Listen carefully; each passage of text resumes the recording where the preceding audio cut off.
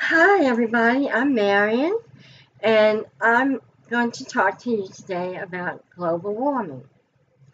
It's a gorgeous day outside, but I tell you what, it is hot as hell. And I've been thinking, well, maybe that's all in my subconscious because all I've been thinking about for days and days is global warming.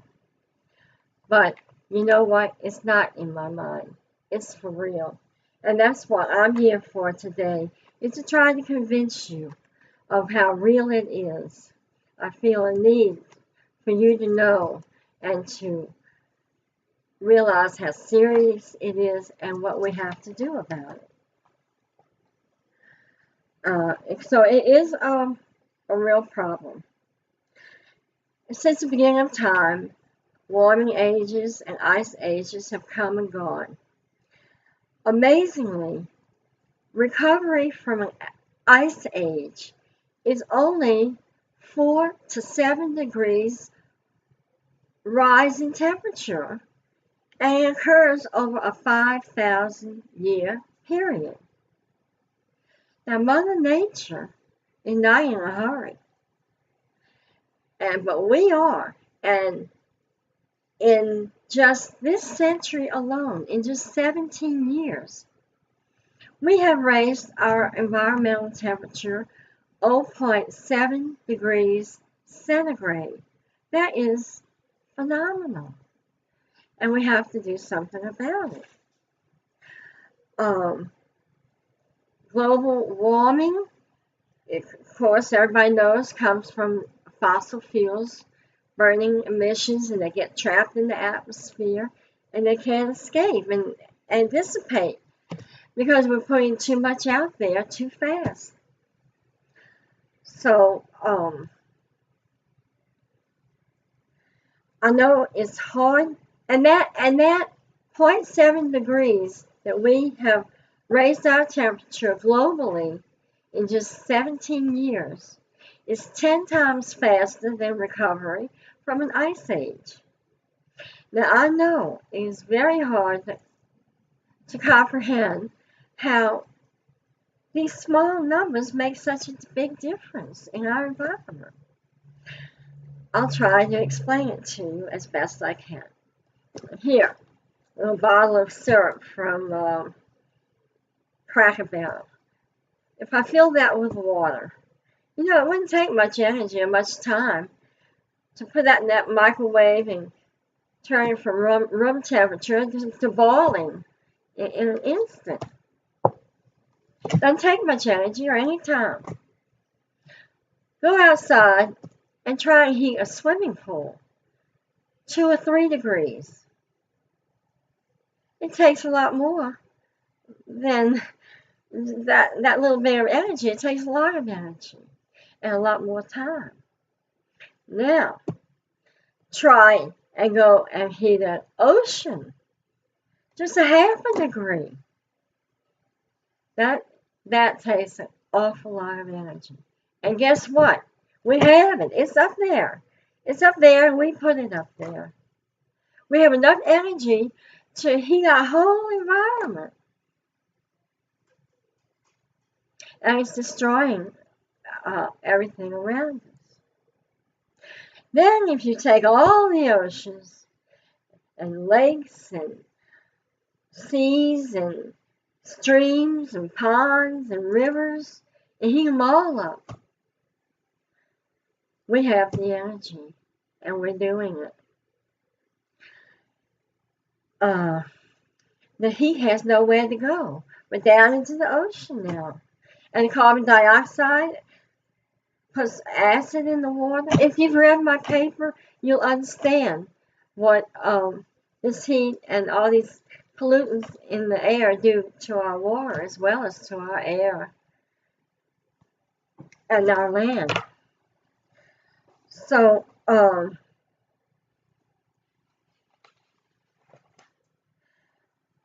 personally, I am a dog lover. You just saw one of my little ones. I've got 4.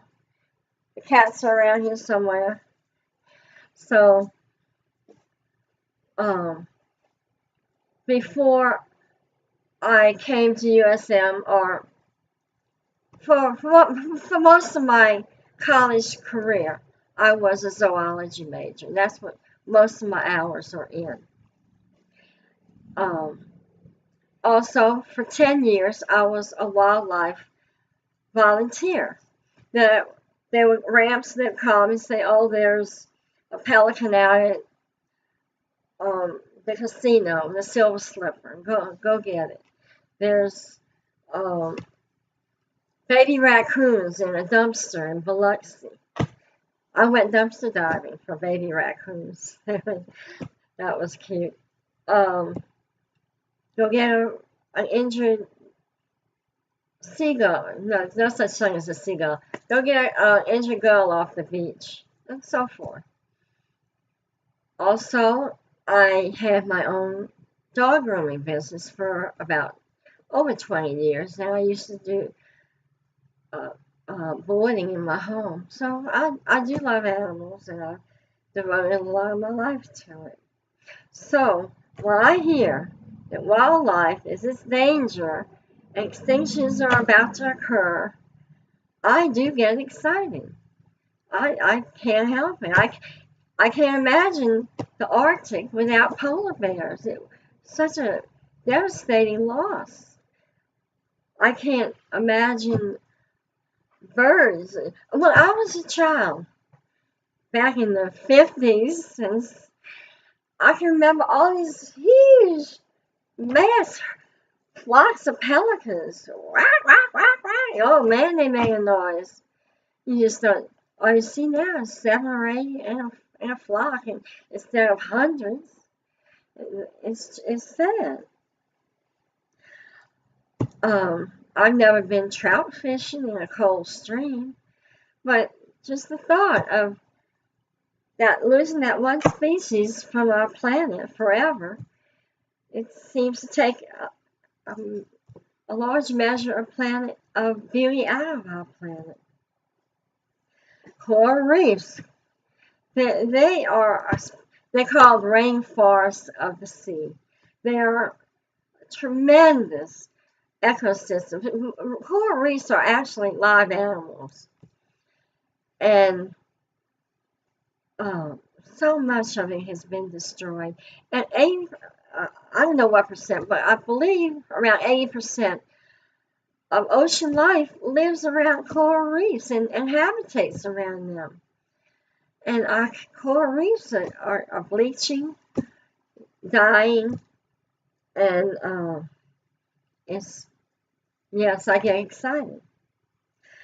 Now, not much will change in my lifetime, unless I get lucky and live as long as my mother, who lived to be 100. I might see a lot more. But you will probably see some changes. And if you don't, most definitely your children will. They'll see the destruction in the planet. The way to solve this, it takes worldwide um, teamwork and participation. Nations have to get together and do something about this global warming. But all of us, every person on Earth has a carbon footprint. What that means is how much carbon you use from day to day. And so we can individually do our part in the environment to make our carbon footprint, a lot smaller. And these are some of the suggestions that I have. Where you going? Okay, bye. Oh no, bye. Sorry. Okay, be energy efficient around the house. That means make sure cold air isn't going out the door in the summer. Cold air isn't coming in the door in the winter. Program your thermostats. That's very energy efficient. Buy LED energy efficient light bulbs and put them in all your receptacles, all your lights. Turn off what you're not using. Turn off your printer, TV. Go around the house. Turn everything off. wherever you can that you're not using. Wash your clothes in cold water. And let me see. Oh, be energy efficient when you travel and with your car. If possible, at all costs, avoid the most detrimental, air polluting form of travel there is, and that is flying. Oh, the pollution that puts in the air is just phenomenal. So try not to fly. Also, try not to eat meat. Be a vegetarian, or as much as you can be, because raising cattle uses so much of our resources. And do we really need to eat cows? Those poor creatures. Do we really have to slaughter them? Can't we eat beans? That's how I feel. I mean, I eat meat sometimes, but because I love it, but I never buy it. I never buy it. Don't eat pork and chicken. I used to have a pig, so I don't eat pork. You don't need to eat all that meat. It would really help the environment if you could stay away from it. Or cut back as much as you can. Plastic bags. These are my pet peeve. Plastic bags never, ever disintegrate. They never decompose. It takes a lot of manufacturing and therefore the emission of carbons and so forth put into the atmosphere to make plastic bags and paper bags. And paper bags also use up our trees. And whenever I get junk mail, all I can think about is what a waste of all this paper. And I just throw it in the trash anyway, or put it, I don't know what to do. I gotta find something to do with all this paper. Maybe shred it and give it to the Humane Society. Whatever. So, if you have to go shopping, please take your own cart or basket, whatever you have.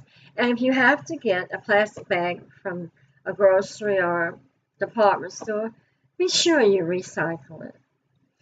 My last little advice for you is be sure to spread the word that you are a strong, avid advocate of global warming. Now I'm going to close with a poem about global warming.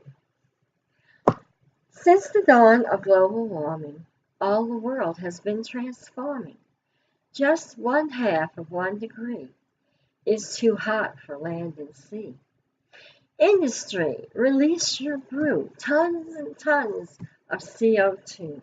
Spread it far and spread it high, till ecosystems go awry. The warmer air is in command. All the oceans must expand. Polar ice caps are disappearing. Polar bears, your end is nearing. Let's take command of this high air and take environmental care. Mother Nature's begging you. Declare war on CO2. Thank you. I hope you've enjoyed my presentation, and I look forward to seeing yours. Bye.